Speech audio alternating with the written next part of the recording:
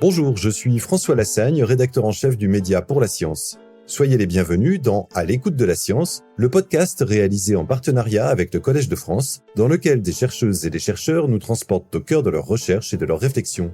L'équipe de Pour la Science travaille au quotidien avec des dizaines de chercheuses et chercheurs de tous les domaines. Physique, biologie, mathématiques, archéologie, médecine. Beaucoup d'entre eux publient dans les pages du magazine et sur le site de Pour la Science des articles au plus près des dernières avancées de leur champ d'études. Ces chercheuses et chercheurs viendront dorénavant régulièrement à la rencontre de nos abonnés lors d'interviews enregistrées en public au Collège de France et diffusées dans les épisodes du podcast À l'écoute de la science, avec l'ambition de transmettre toujours directement et encore plus largement le savoir scientifique. Dans cet épisode, nous avons le plaisir de recevoir Fanny Brun. Cette glaciologue de terrain, spécialiste des glaciers continentaux asiatiques, est chargée de recherche à l'Institut de recherche pour le développement et à l'Institut des géosciences de l'environnement de Grenoble. Elle est lauréate du prix des jeunes chercheuses et jeunes chercheurs du Collège de France.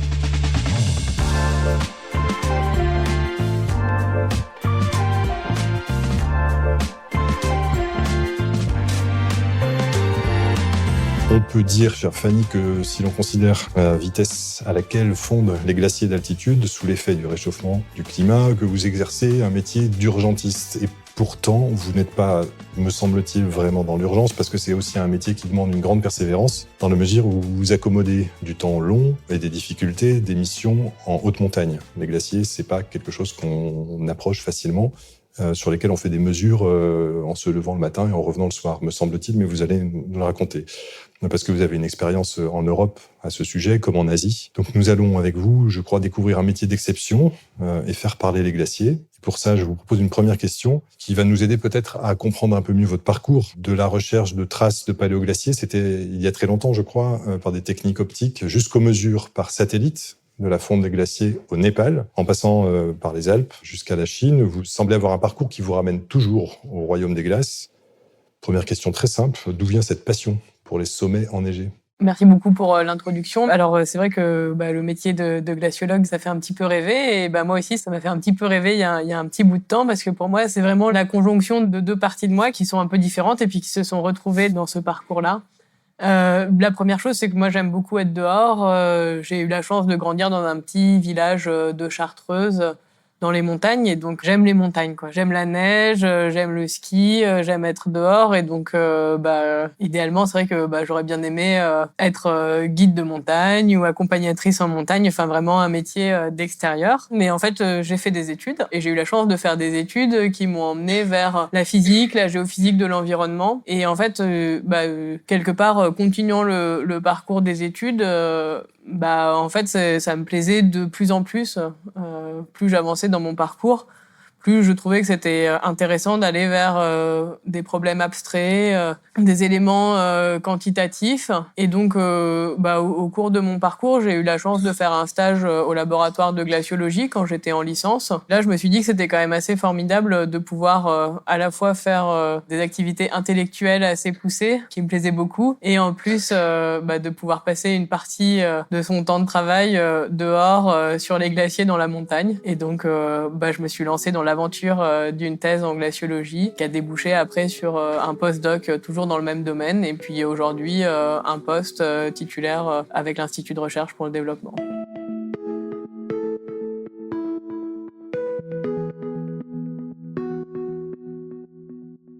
Vous avez localisé en grande partie vos missions sur le terrain, pas n'importe où dans le monde, plutôt en Asie. Est-ce que vous pouvez nous dire pourquoi cette localisation-là, et puis qu'est-ce qu'il y a de particulier, d'intéressant, en particulier au sujet des glaciers asiatiques ? Ouais, tout à fait. Alors c'est plus une opportunité qu'un choix. Comme au final beaucoup de choses dans la vie, on s'imagine toujours qu'on va faire des choix très réfléchis, et puis après c'est souvent des rencontres, l'occasion de travailler avec quelqu'un, un enthousiasme, et puis c'est parti. Et donc pour moi ça a été la chance de faire un stage avec un chercheur qui s'appelle Patrick Vagnon, qui est directeur de recherche à l'IRD, et en fait qui a, à l'époque où moi je cherchais un stage, commencé une expatriation pour l'IRD à Katmandou. Et donc moi tout ça me semblait assez vague, mais ça me faisait rêver parce que c'était quand même l'occasion de partir voyager à l'autre bout du monde. Donc j'ai signé pour ça. Et en fait au fur et à mesure de mon parcours, j'ai découvert tout l'intérêt du partenariat. Donc peut-être que ici vous connaissez peut-être plus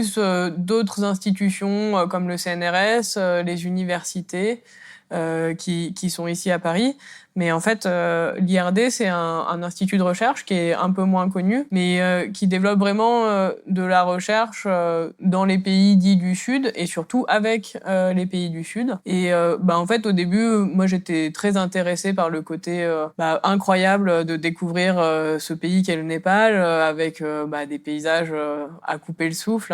Je sais pas qui parmi vous a eu la chance d'aller faire des treks dans la région de l'Everest ou ailleurs au Népal, mais c'est des endroits assez fabuleux. Et puis en fait, au final, en travaillant de plus en plus avec des gens au Népal, j'ai découvert aussi que on pouvait apprendre beaucoup en travaillant avec des gens qui ont des cultures très différentes, parce que c'est souvent compliqué. On se retrouve souvent en décalage avec les gens sur place. On se pose plein de questions parce que en fait, on se retrouve à étudier des glaciers dans un pays qui est très pauvre par ailleurs, avec plein d'autres questions liées au développement. Ça interroge. Et en fait, plus j'avance dans ma carrière, plus le partenariat, c'est un aspect qui me semble vraiment important. Et notamment, une des grandes réussites de ce partenariat, c'est que en juin dernier, j'ai un étudiant en doctorat népalais qui a soutenu sa thèse et donc a reçu le titre de docteur de l'université Grenoble-Alpes. Pour moi, ça, c'est vraiment un aboutissement qui me tient à cœur et je pense qu'il y a vraiment du sens.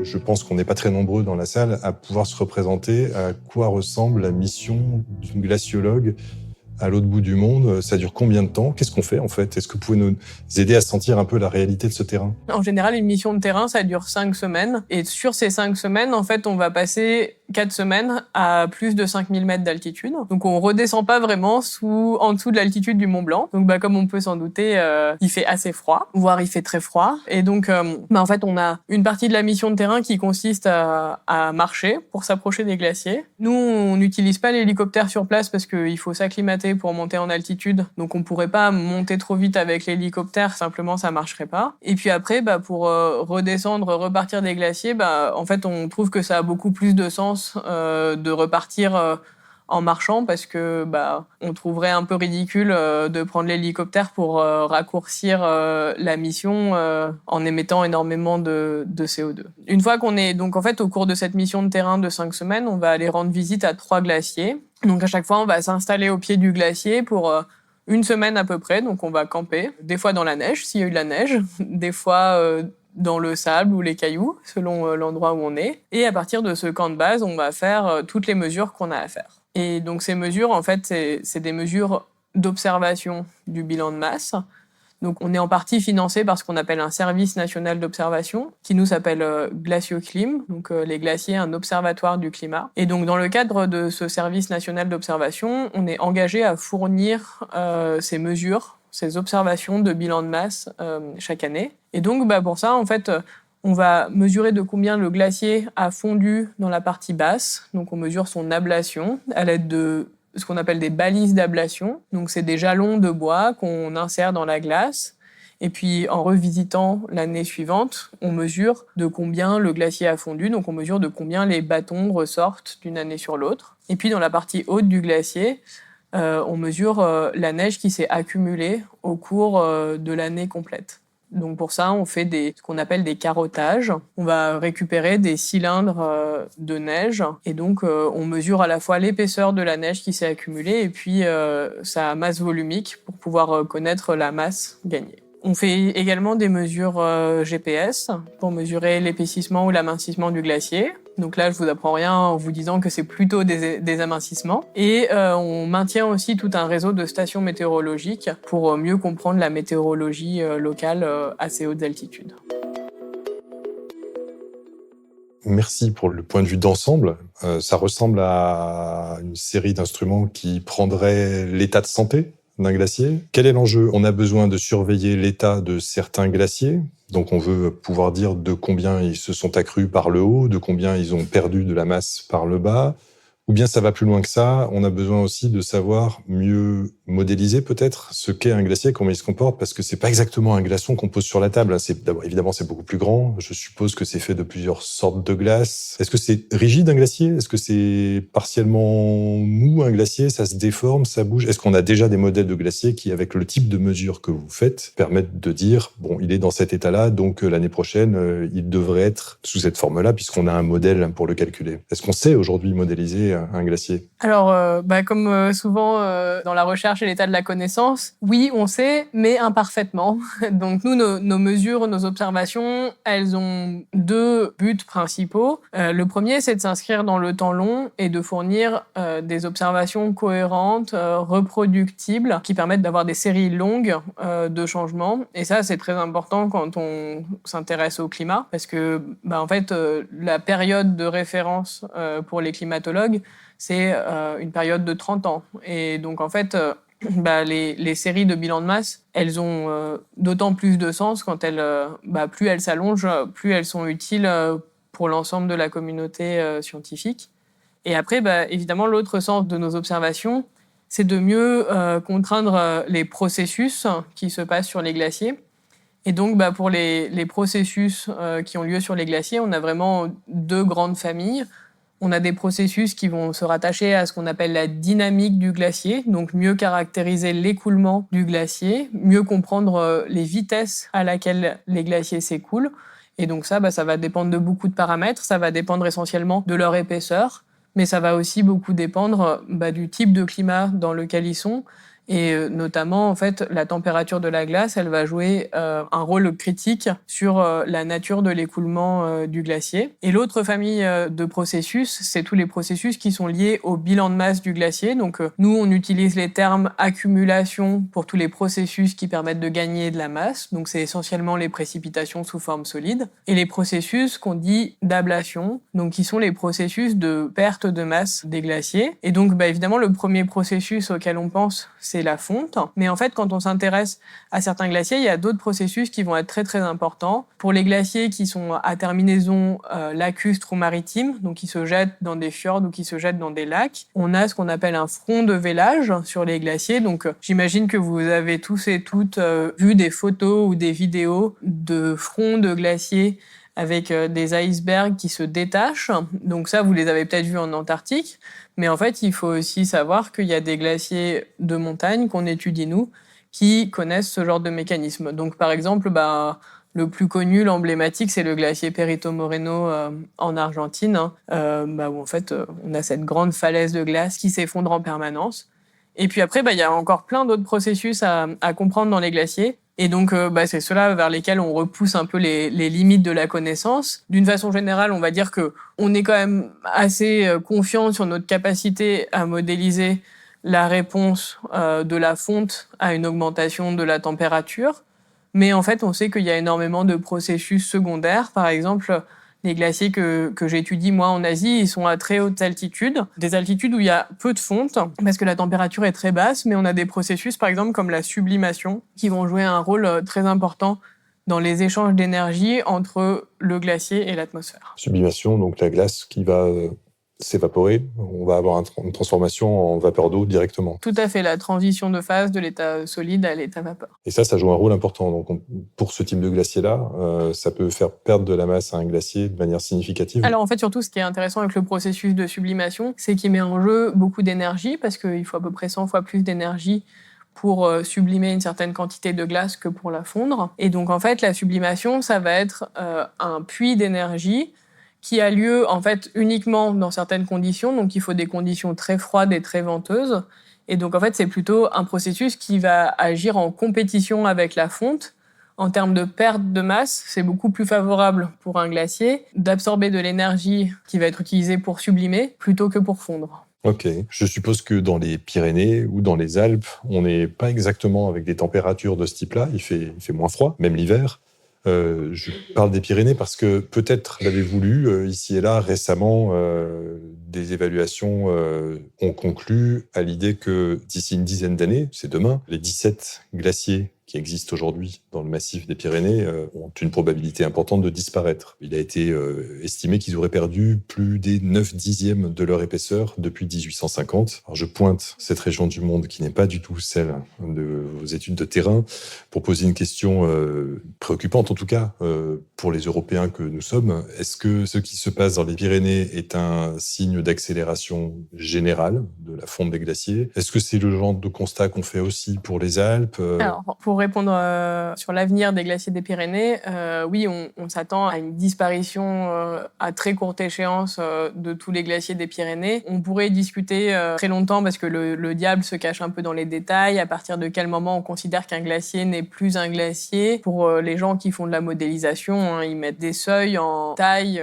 par rapport à la taille d'origine, à la surface occupée par un glacier. Donc, ils répondent de façon assez efficace à cette question, on va dire. Après, pour les Alpes, c'est sûr qu'on on observe une accélération très forte des pertes de masse. Il y a tout un ensemble de chiffres que je vais vous donner à l'instant, mais qui montrent vraiment que pour les Alpes, la situation qu'on connaît actuellement, elle est très très différente de la situation qu'on connaissait avant les années 2000. Déjà, un chiffre tout simple, c'est que sur les 20 dernières années, les glaciers des Alpes, ils ont perdu environ 35% de leur masse en seulement 20 ans. Ça nous fait vraiment toucher du doigt que à l'horizon 2100, on s'attend vraiment à avoir des Alpes déglacées, en fait quasiment déjà dans le climat que l'on a actuellement. Donc si on continue à augmenter la température, si on dépasse l'accord de Paris, là ça laisse vraiment aucune chance pour les glaciers des Alpes. Et en plus, ça, c'est des chiffres qui prennent pas certaines années exceptionnelles. Et en fait, les extrêmes qui affectent les glaciers, ils jouent beaucoup plus dans le sens des pertes de masse que dans le sens des gains de masse. Et un exemple vraiment très frappant, c'est la saison 2022. Et donc, en fait, en 2022, on a eu un hiver très déficitaire et un été très chaud, caniculaire. Et donc, en fait, les pertes de masse qui ont eu lieu pour cette seule année à l'échelle des Alpes, elles sont estimées à environ 5 à 7% de la masse des glaciers des Alpes. Et en fait, le climat actuel fait qu'on peut avoir ces extrêmes négatifs parce qu'on peut avoir des saisons de fonte qui sont très rallongées. Et par contre, on n'a jamais d'extrêmes positifs, ou en tous les cas, les extrêmes positifs, ils restent quand même dans des saisons déficitaires, tellement le climat est actuellement défavorable aux glaciers. Et là, par exemple, on peut penser à la saison qu'on vient de conclure. En fait, l'hiver 2023-2024, ça a été un hiver exceptionnel en haute altitude. Donc, pour certains glaciers des Alpes, on a eu quasiment des records d'accumulation. Et on a eu un été qui était plutôt, on peut le qualifier un peu de pourri, si on utilise un langage qui parle à tout le monde. On n'a pas eu un été particulièrement caniculaire. On a eu des températures qui nous semblaient presque un peu froides. Et en fait, malgré ce contexte qui devrait être très favorable, on a des glaciers qui ont un bilan de masse négatif cette année. Donc ça, c'est pour vraiment vous faire toucher du doigt le fait que, en fait, le signal actuel du réchauffement climatique, il écrase toute la variabilité interannuelle qu'on connaît normalement pour les glaciers.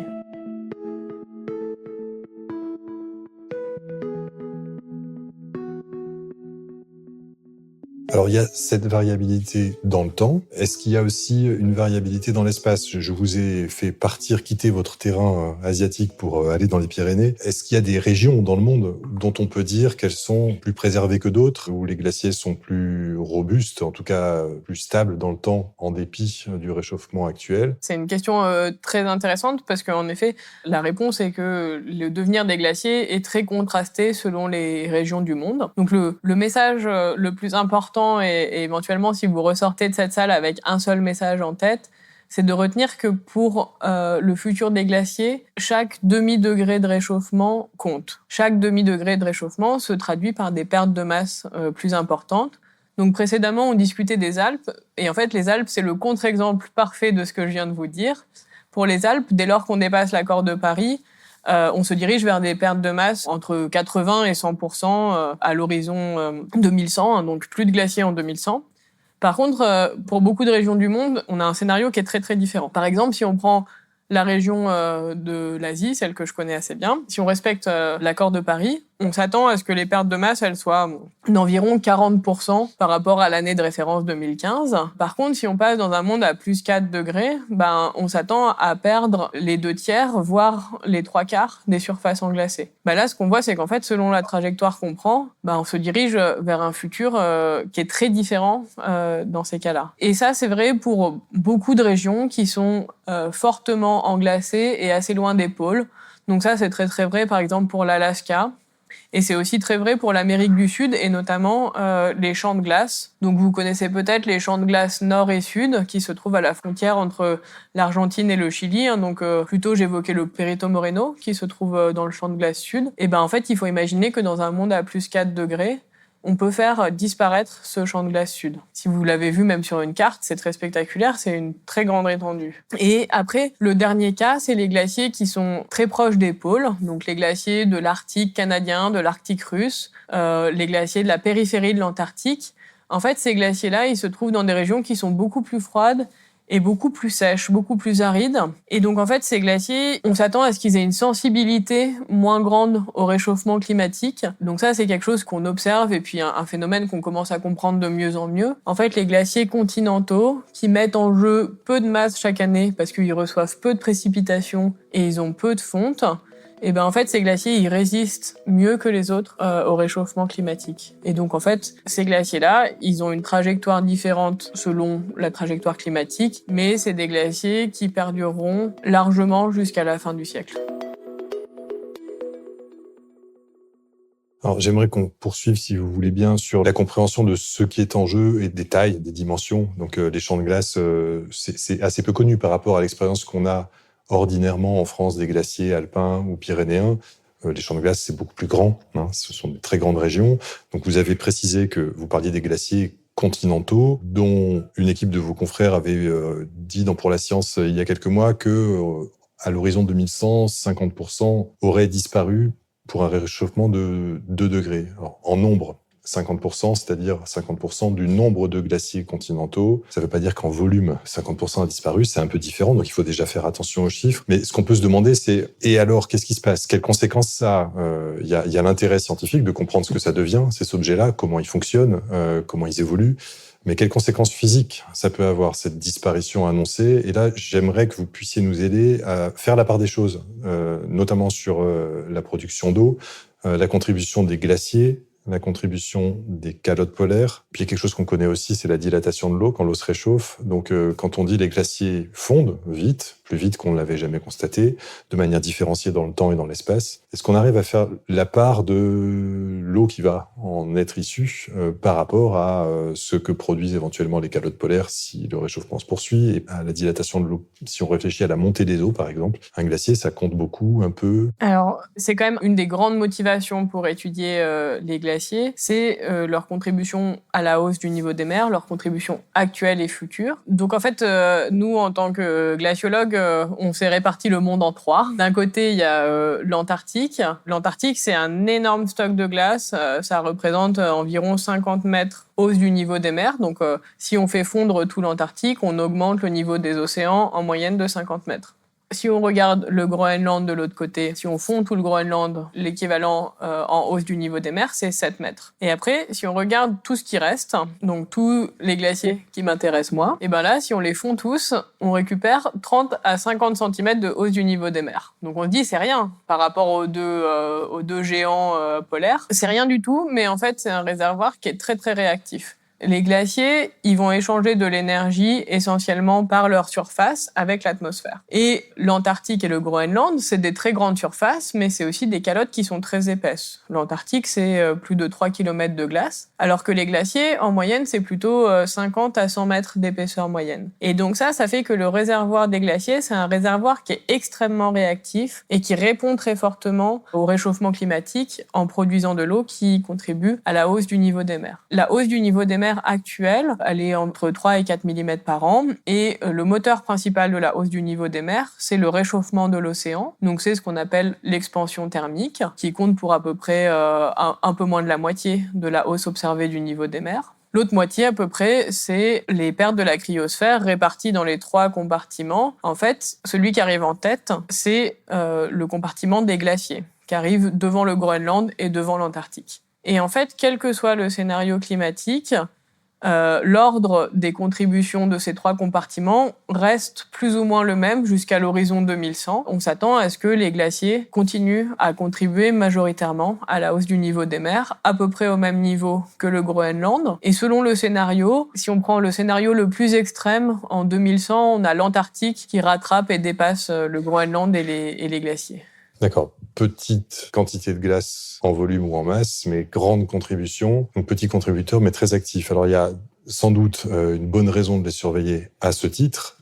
Est-ce que si on oublie provisoirement l'enjeu de la hausse du niveau marin, est-ce qu'il y a un enjeu particulier à surveiller les glaciers? Alors, il semblerait que ce soit un bon thermomètre, vous l'avez dit, hein, une grande sensibilité, très réactif au réchauffement. Est-ce qu'il y a d'autres enjeux?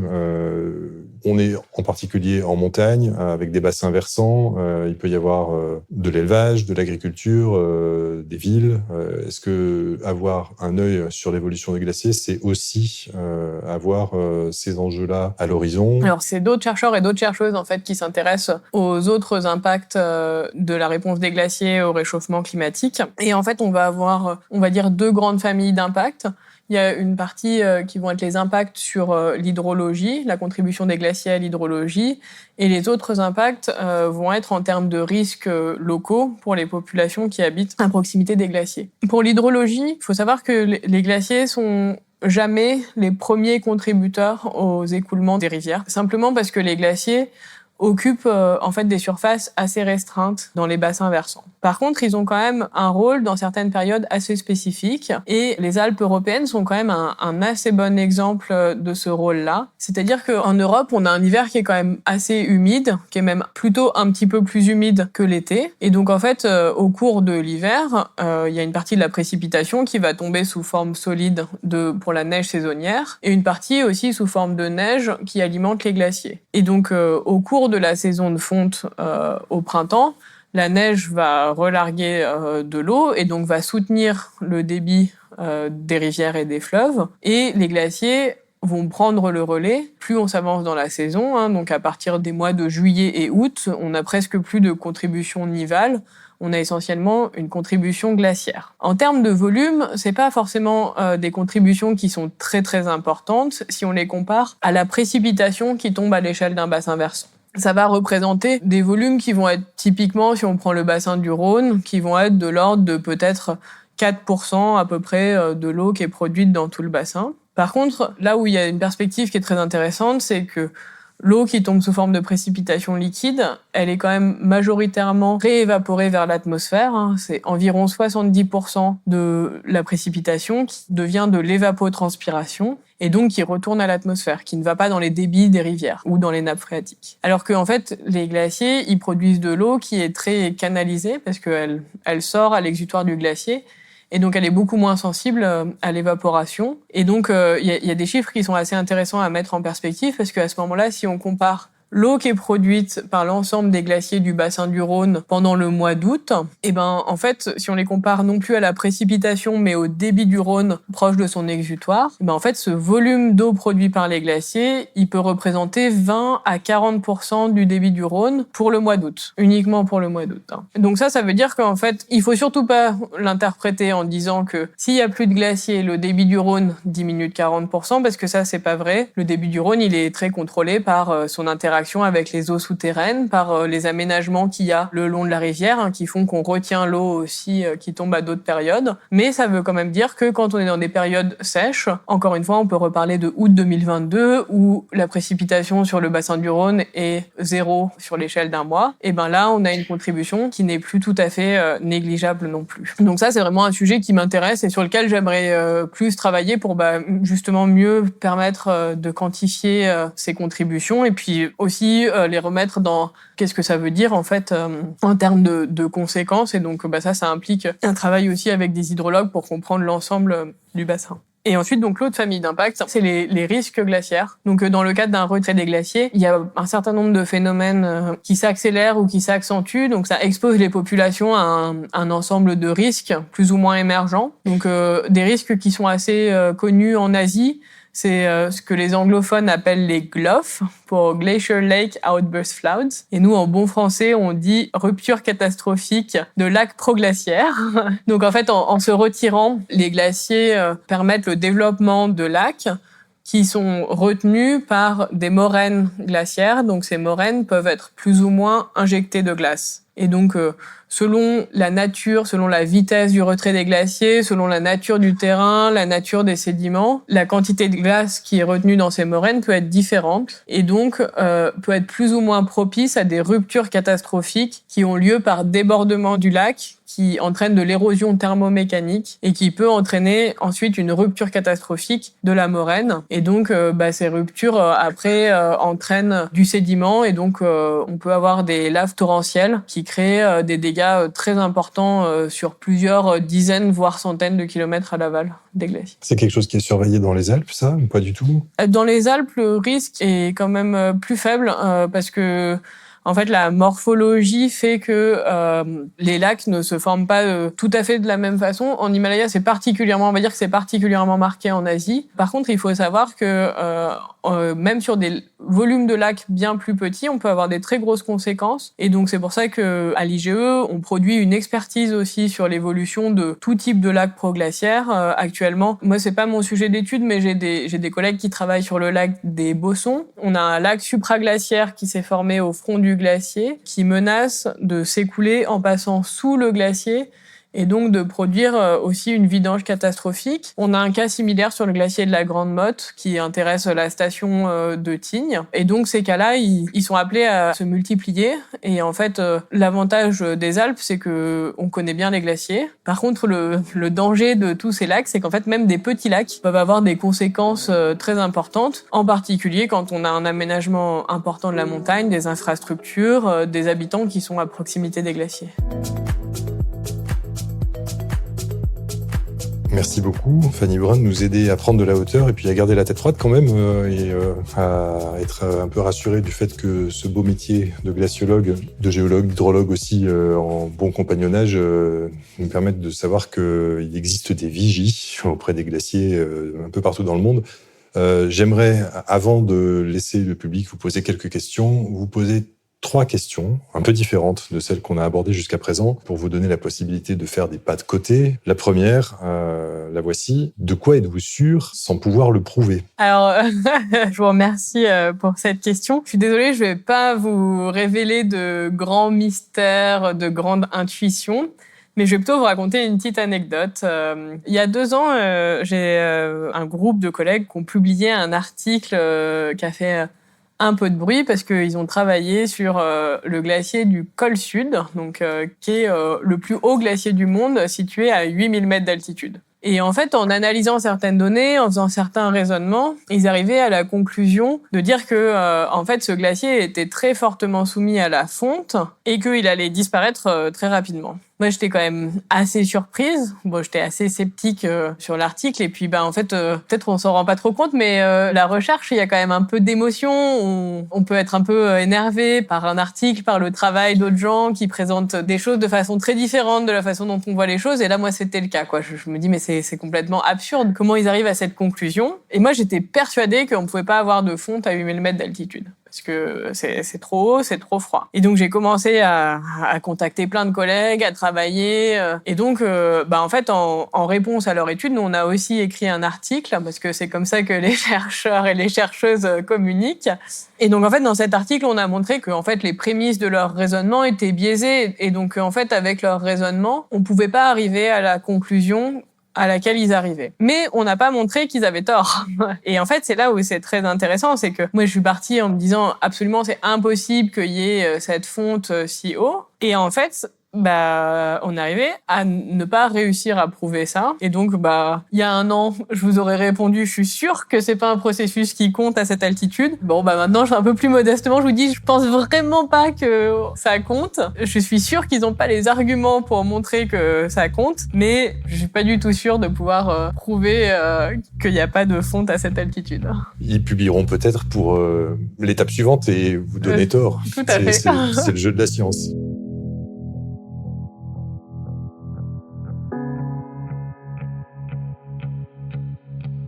Je poursuis avec une question toujours en pas de côté, donc encore très différente. Quelle est la question la plus intéressante de votre point de vue s'agissant du futur de l'humanité? Donc la question consiste à identifier la question.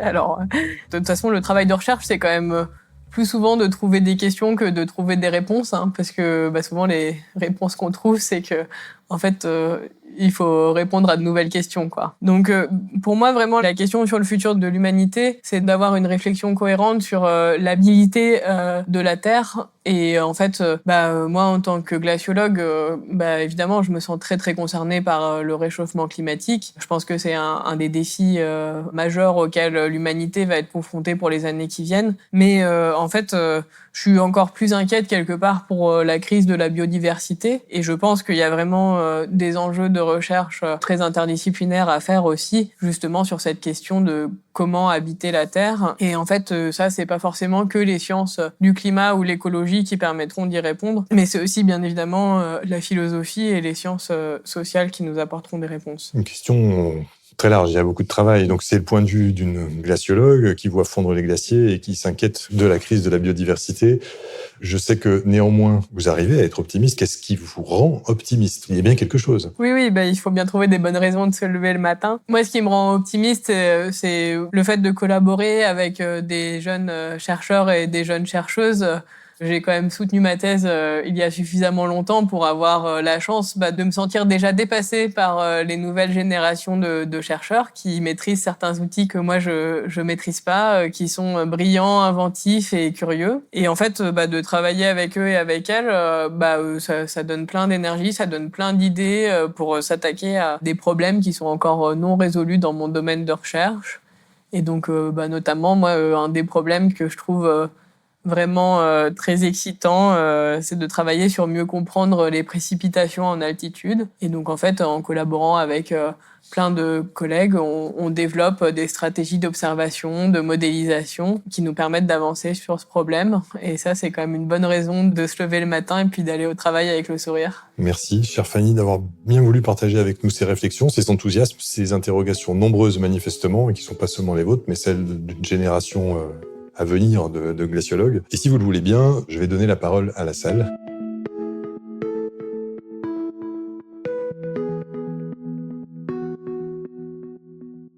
Je suis pas sûre d'avoir bien compris, mais vous parliez du glacier à 8000 mètres en disant que la glace ne pouvait pas fondre. Donc comment ça se fait que le glacier ne s'accumule pas indéfiniment en hauteur? C'est simplement le mouvement qui le fait disparaître?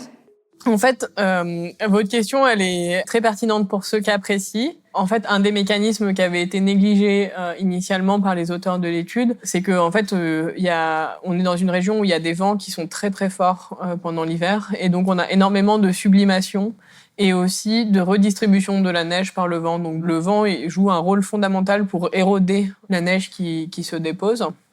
Et donc en fait, quand il nous manque un processus de perte et qu'on réfléchit sur le bilan, en fait, on assigne à l'autre processus de perte, en l'occurrence la fonte, un rôle beaucoup trop important. Votre question, elle peut s'appliquer en fait à tous les glaciers, parce que tous les glaciers sur Terre, ils sont définis par une zone d'accumulation, où même s'il y a de la fonte, en fait, l'accumulation de neige est plus importante que la fonte à l'échelle annuelle. Et ça, c'est vrai, c'est quelque chose qu'on mesure, enfin, c'est quelque chose de très établi. Et donc, comment ça se fait qu'on n'empile pas à l'infini des couches de glace? La réponse toute simple, c'est que les glaciers s'écoulent. Donc en fait, on peut pas empiler à l'infini de la glace. Dès lors qu'on dépasse une certaine hauteur critique, la glace se met à fluer vers l'aval. Et donc à ce moment-là, un glacier se développe et il atteint une géométrie en équilibre avec le climat, c'est-à-dire une géométrie dans laquelle sa zone d'accumulation est suffisamment étendue pour alimenter une zone d'ablation où les processus de perte dominent de la bonne taille, entre guillemets. C'est-à-dire que le flux de glace, il va alimenter la zone où on a les phénomènes inverses, c'est-à-dire de la perte à l'échelle annuelle, jusqu'à ce que les deux processus se compensent exactement. Et donc là, on a un glacier à l'équilibre avec le climat. Oui, une question peut-être un peu naïve, mais quand on regarde à l'intérieur d'une crevasse, on voit souvent une couleur bleue. Alors, comment ça s'explique, ça ? Alors ça, malheureusement, j'ai des mauvais souvenirs de mes cours de diffusion du rayonnement. Donc, il y aura probablement des gens, même dans la salle, qui sont probablement plus spécialistes. Mais en fait, le bleu, c'est la couleur qui se diffuse en dernier, d'où la perception qu'on a du ciel bleu. Et donc, en fait, quand on regarde dans une crevasse, c'est comme si on regardait un ciel très épais. Et d'ailleurs, vous remarquerez que quand on s'intéresse aux icebergs, ils ont une taille critique pour prendre cette jolie couleur bleue. S'ils sont trop petits, ils restent blancs. Je me permets une question qu'on n'a pas du tout abordée. Je suppose que voir d'en haut et pas seulement être les pieds dans la glace est sans doute aussi utile pour mieux comprendre la dynamique des glaciers, leur bilan de masse aussi. Est-ce que vous pouvez nous dire très vite quel est le rôle, l'importance que jouent les satellites ? Je crois que ça complète aussi les mesures que vous faites au sol. Quel rôle, qu'est-ce qu'on apprend en fait grâce aux satellites quand on fait ce fameux bilan de santé de tel ou tel glacier dans telle ou telle région? En fait, les satellites, c'est assez simple. Ils ont vraiment révolutionné la vision qu'on pouvait avoir des glaciers quand on regarde, en particulier quand on regarde à des très grandes échelles, quand on regarde à l'échelle globale. Déjà, c'est grâce aux satellites qu'on arrive à calculer les bilans de masse des glaciers à l'échelle des grandes régions. Parce que, en fait, sur le terrain, on suit à peu près 1% des glaciers de la Terre. Donc, autant dire vraiment pas beaucoup.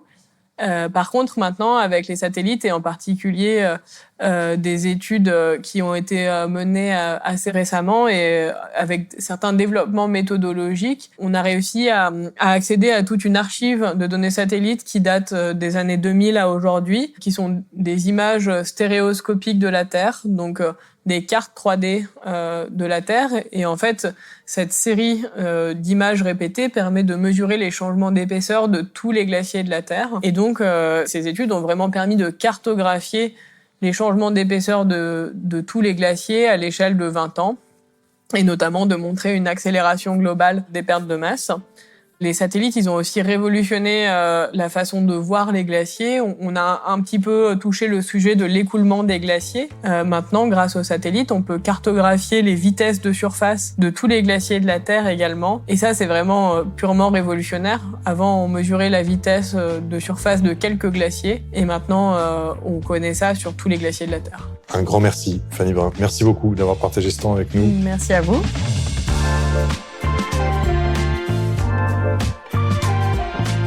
Vous venez d'écouter À l'écoute de la science, un podcast de Pour la science, réalisé en partenariat avec le Collège de France, produit par Louis Créative. Merci à Fanny Brun d'avoir pris le temps de partager sa passion et ses connaissances. Merci au Collège de France et à David Adjemian de nous avoir accueillis. Merci aux abonnés de Pour la science d'être venus nombreux. Merci à Gautam Shukla et Marion Girard pour la réalisation et la production de cet épisode. À l'écoute de la science est à retrouver sur toutes les plateformes d'écoute. Vous pouvez nous laisser des étoiles, des commentaires et surtout en parler autour de vous. Vous pouvez également nous rejoindre sur pourlascience.fr, retrouver nos magazines et hors-séries en kiosque et vous abonner à ce podcast bien sûr.